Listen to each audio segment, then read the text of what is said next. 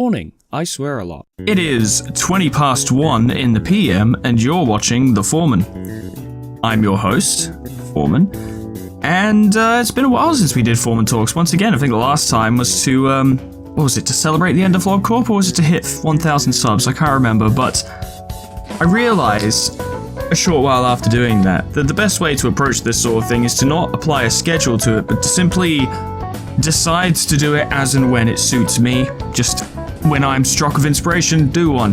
You know, like, this isn't the most exciting stuff I put up anyway, so there's no need to really push it for the show. Just do it whenever I feel like. Now, I imagine quite a few people going into this video, probably based, I haven't even decided what the title is, but based on what I assume the title is probably going to be, I'm probably expecting something a little more dour, or a bit of a downer, or a bit melancholy or something, but I've got to be honest, it's not quite the case, because I don't know if I'm going to be able to convey my feelings on this through the title alone, hence why the video is here. But over the last week, it's currently the 29th of January, I had a feeling, and that's the only way I can describe it, is that I felt something, and it was so profound, and I had so much time to ponder it, that I kind of wanted to talk about it. For those who don't know, because I mostly complained about this on the Discord because it was a rough week, but work's been kicking my ass recently. Between like 10 and 14 hour days, and I don't get paid a lot for it, and it's a huge drag. And last week was particularly rough. Like, it was just not a fun experience by any stretch of the imagination. I know many people who have it worse. I know people who have it better. I don't try and sit here and act like I'm having the worst time of all right now. Things are actually pretty good for me. Things are going quite well for me. I've got a lot going for me at the moment. But it was a rough week. So rough, in fact, they reminded me of a feeling that I only just realized I hadn't felt in a really long time.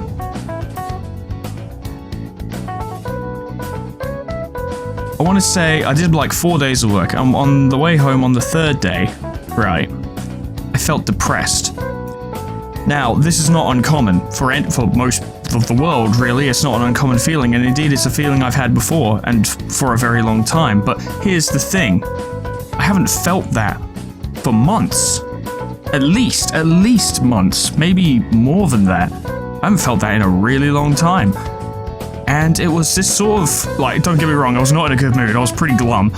But I had a moment where I was like, I haven't felt like this in ages.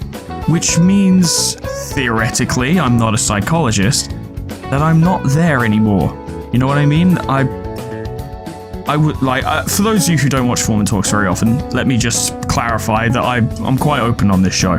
Because the general presenting style I like to have for the show in general, and especially for Foreman Talks, is to be completely open and sincere, because I think that's the best way to be. I want you guys to kind of know who I am, as it were. Because A, it helps you understand me when I say things, because I sometimes say stuff weird, and B, I don't know, we're all just hanging out, playing games, like, I don't see any reason to try and act like someone different. May as well just be me, and that's kind of the basis of which I want to run the show off of. But on that point, I had depression for a very long time, like, trying to think back, trying to remember the years, the numbers. Probably since I was 17 or 18, and I'm now 28, which means near enough a decade of it, essentially. And, like, you know, just those feelings of, like, complete despondency and numb despair and just general glumness. And for a lot of that time, despite all of that, I managed to push myself to continue recording videos and making videos and really applying myself to it, because it was like my one source, my one pride and joy, as it were. And despite all of that, I was able to push myself to keep doing it. But I don't bring this up really to just try and get everyone to feel sorry for me, because I had that. Or indeed to even be like, oh, it was so hard, there's the suffering. I bring it up because to be reminded of that made me realize, like I said, that I don't think I have it anymore. I don't know when that happened. I don't know when that occurred. There's no single moment where it stopped. Just like, as any of you who have depression yourselves probably know, there's no single moment when depression starts. But apparently, I guess, once again talking from it's pure conjecture really, there doesn't seem to be a moment where it specifically ends. There's no moment. It's just gone. I guess it's just faded, it's just melted away, it's just, I don't know.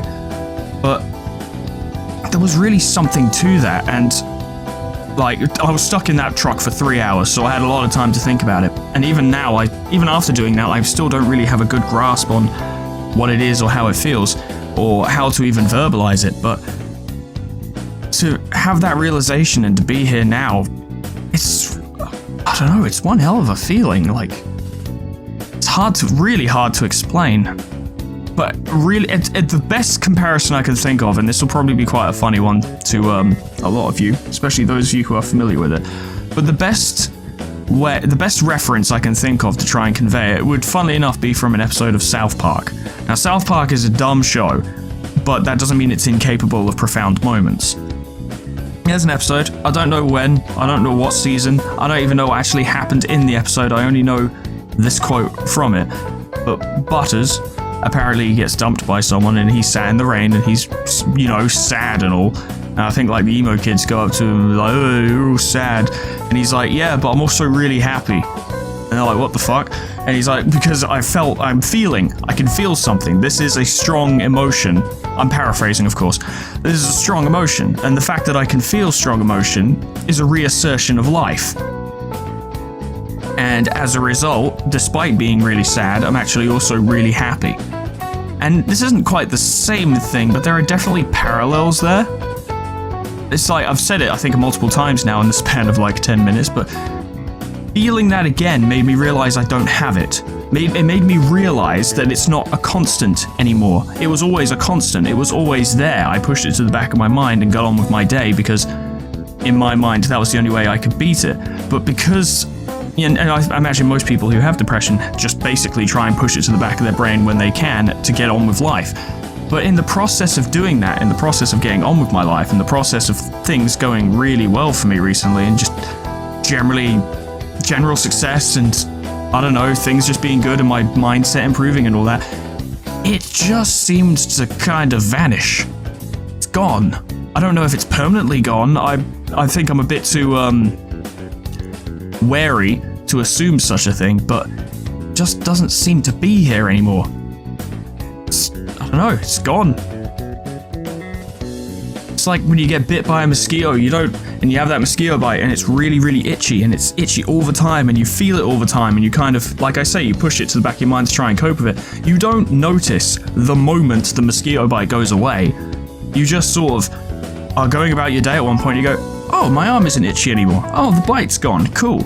That, as stupid as it sounds, I think a mosquito bite might actually be the most succinct, direct parallel to depression. And indeed, its disappearance appears to be very similar as well. It's very strange. I don't know how, like I keep saying, I just don't really know how to put it other than that, but it's motivating. Now, I've got work again this week, and I've got to be honest, I'm probably going to feel similar things again. I'm not looking forward to it, but yeah, knowing that that's not my life anymore, it's just something that can happen in the short term. Obviously, you know, using the term depression pretty interchangeably here, what I felt the other day was not actually depression, because that's different, but it was the feeling of it in the short term, despondency,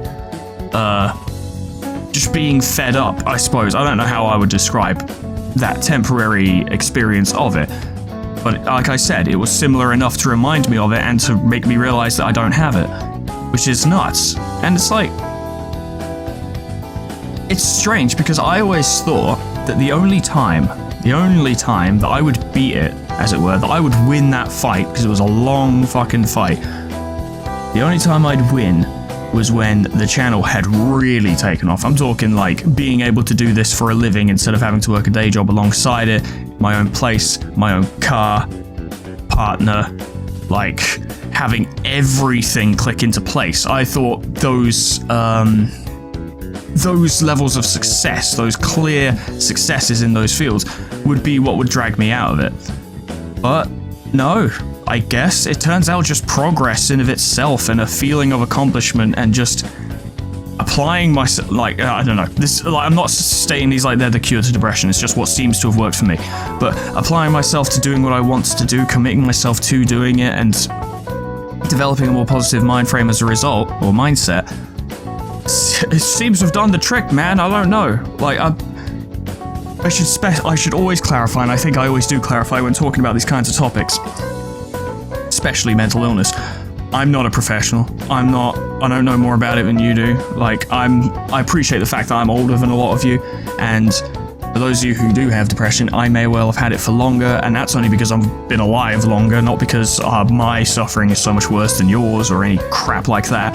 But my point in all of this is that I'm not a professional. I'm not here pretending to give you answers like, oh, well, all you've got to do is just apply yourself. People's minds are different. The way it affects them is different, and I imagine the solutions are different. But I suppose talking about it now, I'm kind of hoping that if anything I say could give you a glimmer or like a spark of inspiration. It doesn't exactly have to be like, you don't exactly have to do the same thing that I'm doing, but you might be like, well, yeah, actually, this could work for me in some respect. I don't know. I truly don't know, but I guess the main purpose was to come here and just share this thought, this feeling, this concept, because it's very, I don't know, it's just really weird.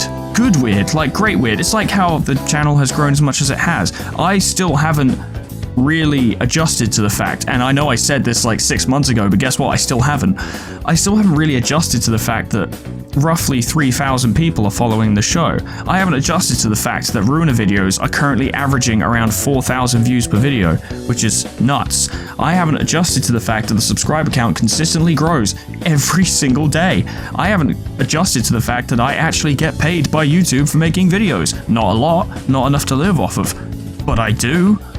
I couldn't have, like I think I've said a million times, I couldn't have fathomed that this time last year. Literally, last year was when it all kicked off. This time last year, I couldn't have fathomed it. It was, I assume that would be years in the future, or that I would hopefully get very lucky, and I did get very lucky, but I didn't expect to get very lucky. I just figured I'd be working away at it for a very long time. I was committed to working away at it for a very long time to eventually make any kind of progress. I knew that was a thing that was going to have to happen, and I knew that I had to do it, despite the less than ideal mental state that I was in. I still knew what the process was going to be, and I still committed myself to it.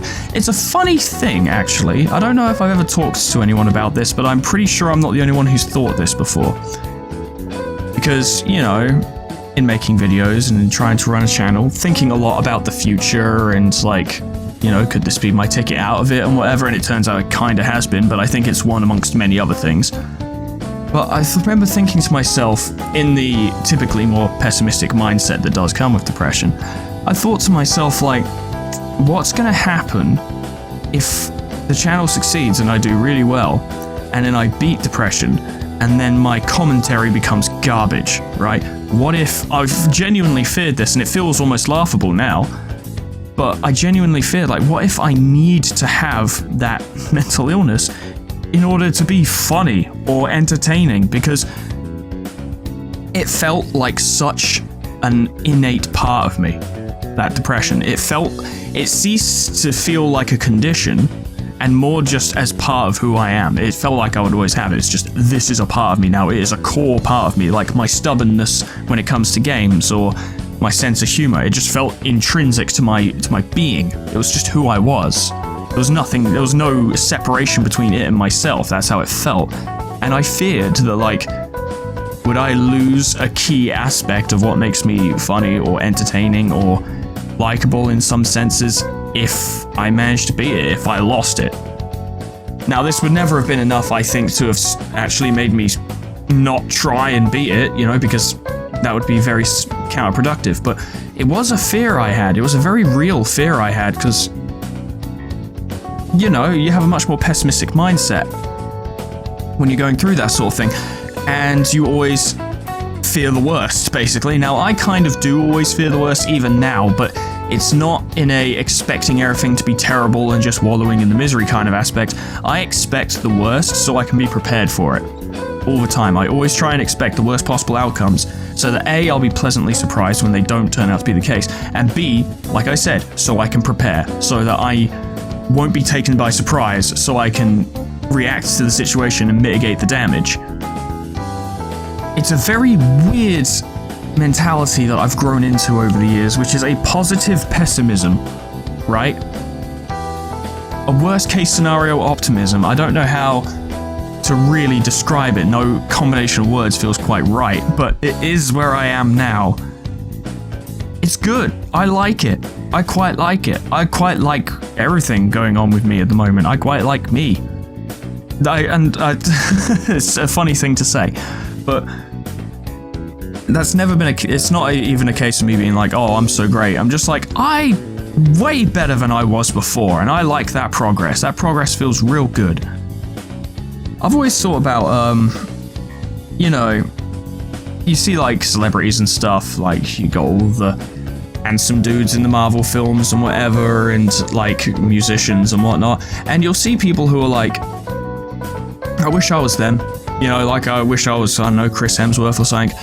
And even in my worst state, as it were, in my worst mental state, I never really subscribed to that.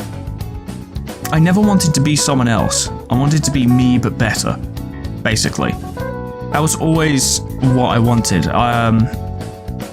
Instead of just throwing away everything I am, chucking this all in the bin and just taking on someone else, being someone else, I wanted to be me, but I wanted to be me who fixed me, who improved me, who got me to where I need to be the kind of person who could do that and then could live after having done so.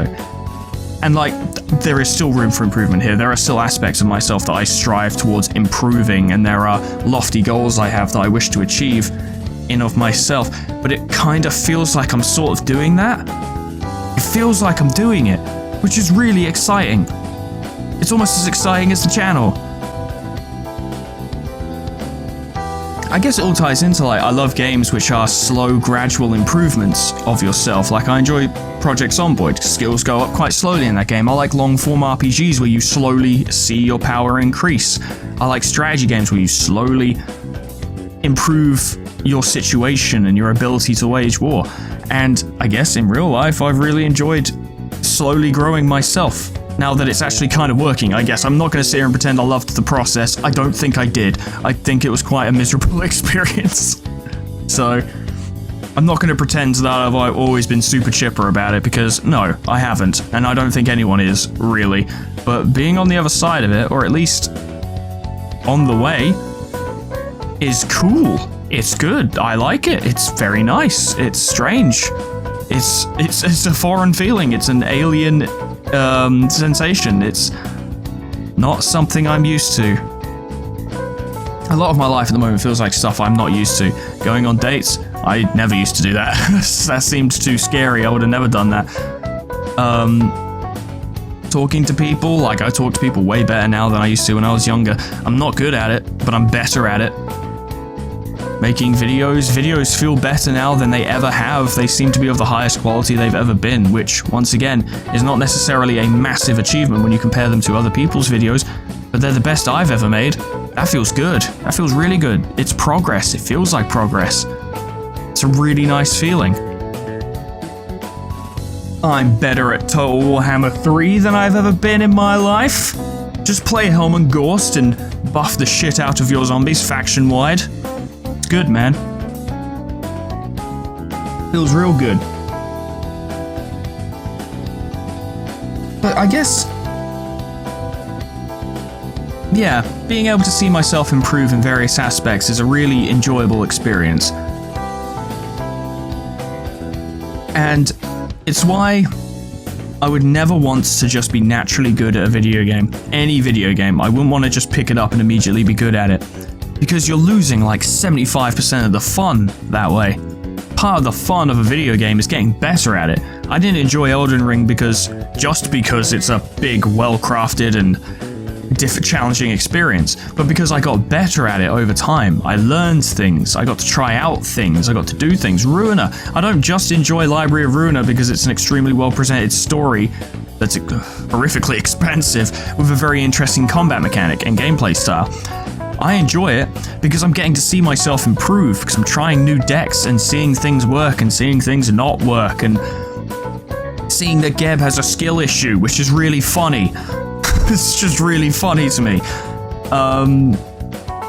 Yeah, and like, you know, playing Project Zomboid, getting better at it. Yesterday, I played a game on Project Zomboid, right? I started a save file, where in the space of like 2 days playing on Apocalypse, I killed over 130 zombies. Now that's not incredible. People out there have done way better, but that's better than I've ever done. And then at the end of it, I got bit on the hand, so I took my M14 rifle out of my drawer in my character's bedroom and went on a rampage and went out in a suicidal blaze of glory. And I think in the end I managed to rack the kills up to about 164, because it turns out my character had never used a gun and therefore wasn't very good at using it. And I've also never really used guns in that game and didn't realize that there's a whole mechanic about standing still and taking aim. So I just drew a lot of attention and didn't actually hit much, but it was fun, and feeling myself improve was great, and playing the game and getting to do more in it was great. I'm kind of sad that file died though, because I was actually having a lot of fun with it. Might have to play it again. I might have to try something similar again. I've been thinking about doing a video for Zomboid actually, which is just how many kills can we get on Apocalypse before we die. Because there's still a strategic element to that, isn't there? Because you still gotta look after yourself. You still need food, you still need water, you still need medicine, you still need to sleep. You need a place to sleep.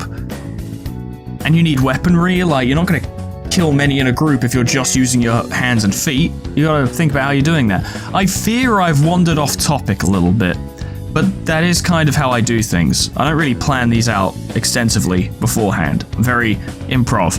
So this is not unusual for Foreman Talks. If you've watched any of the previous entries in this series, you'll see it a million times.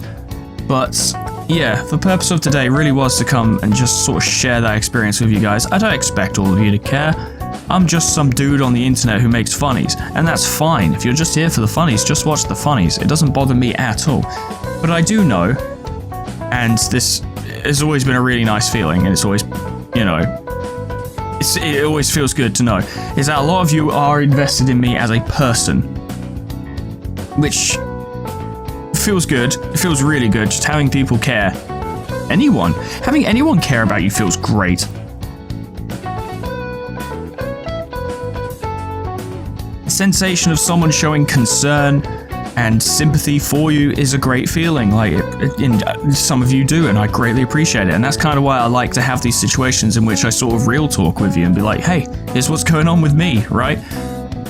Let's, you know, like, I don't know. It's so hard to convey. So hard to put these things into words. When I was younger, I never talked about my feelings ever. I think it's why I like doing it now, actually. But I never expressed my feelings. I never talked about how I felt. I never opened up really to anyone because, I don't know, I just couldn't. Years of suppressing and repressing meant that I just couldn't do it. It wasn't physically possible. I could not bring myself to do it. And now, I'm doing it all the fucking time. I'm making up for lost time. I'm talking to people. I'll go see Sweetman and Buffy and I'll be like, I love both of you. I would never say such a thing when I was like 20 because I've been like, feelings are dumb. But I'll go to both of them now and be like, I love you both. You're both amazing. Incredible people. Love you very much. And I can do that now. And I can tell people I care. And I can show them that I care. And I can come on videos and be like, thanks guys for being here. It's really cool of you. I greatly appreciate it. On the whole, it feels like I've gone from existing to living. Right, and that's funny because I spend most of my time in my office making videos, but that's how I want to live, is the funny thing. Like, yeah, I like to get out, I like to see people, I like to talk to people, I like to hang out with my friends, I like to do stuff, but I love making videos. That's what I love doing. This is the life I want to live, and it feels like I'm living it. I'm enjoying it. And like, yes, work gets in the way of me getting to do it, but guess what? That's a universal feeling. Everyone has to go through that. But I still feel like I'm living. I still feel like I'm getting to do stuff. I feel like I'm getting to experience life. I feel like I'm getting to enjoy my time here.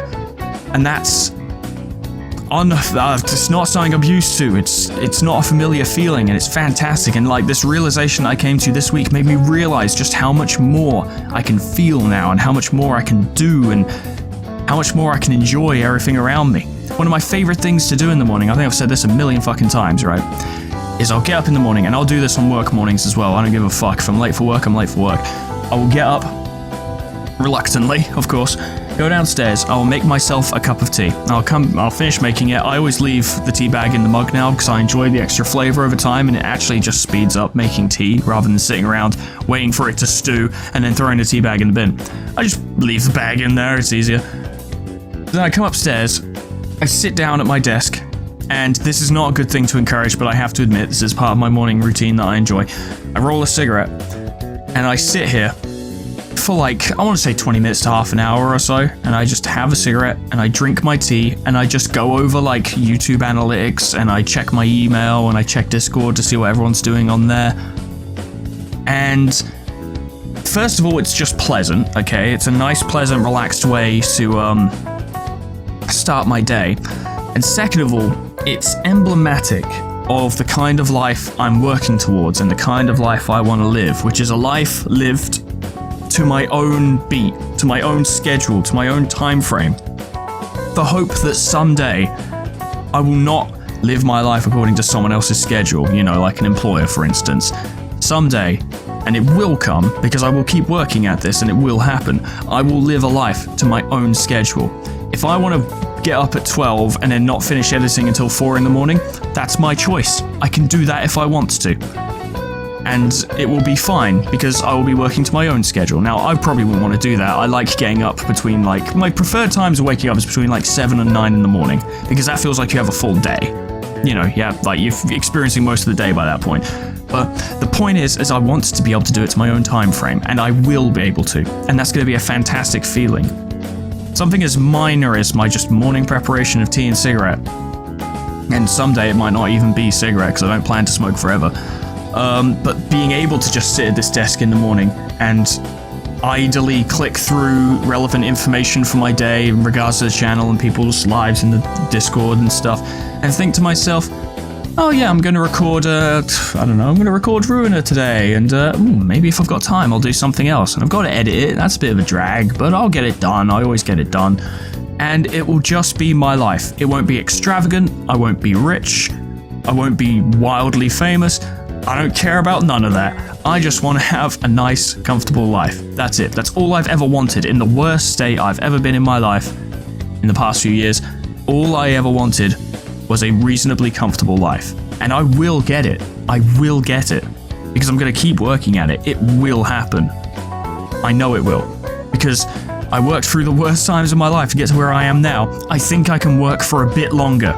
You know, or however longer it takes. Maybe it'll be another year. Maybe it'll be another 2 years. Who cares? I'll just keep doing it. It's fine.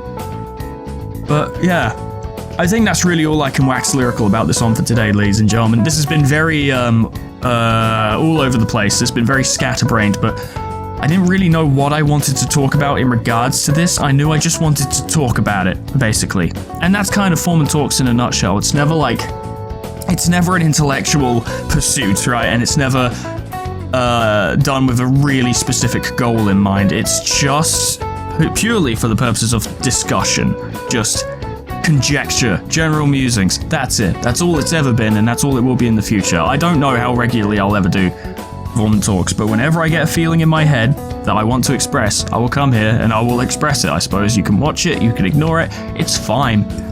I don't think you're missing out if you don't, and maybe it's a little extra bonus insight into me if you do, if you are interested in such a thing. But I digress, and I'm rambling, ladies and gentlemen. Thank you so much for watching. Special thanks to Sweet Baby Red, MB Alias, Yoldman River, Lord Scullington, Jessicitty, Plutonium Pie, Dreamer Ghost, Leper Lullaby, K-Bub, Magicow, Peyton Barrett Hill, The Frostbite, Monsoon, World, Jumping with Joy, Warmaster Oku, SCP-106A, Namad, and Kenny T800 for supporting me on Patreon. Thank you so much, guys, and thank you all so much, I guess, for listening. Well, there will be a visual element, but it's not really a watchy video, it's more of a listeny video. If you are interested in hearing more of my thoughts, just in this kind of format, then please do let me know in the comments or on Discord, and if there are specific things you want to hear me talk about, then give me ideas. I'll be happy to do them, but this is a very non-obligation show style, so I don't know, I'll do it eventually. Again, eventually, anyway. Don't know what it'll be about, but when I do it, I hope I see you there. Doodles. Goodbye. Thanks, guys.